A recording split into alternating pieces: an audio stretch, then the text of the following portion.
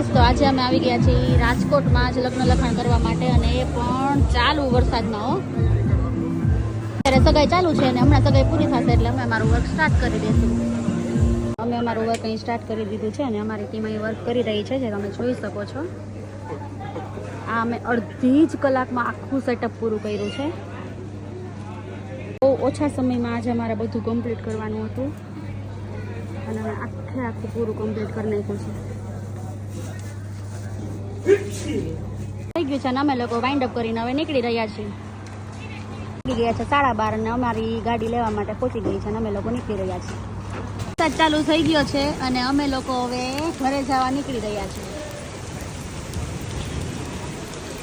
જો અમે ઘરે પહોંચી ગયા છીએ અને અમારા ઘર પાસે તમે પાણી જોવો, નદી આવેલી જાય છે, નદી જોવો.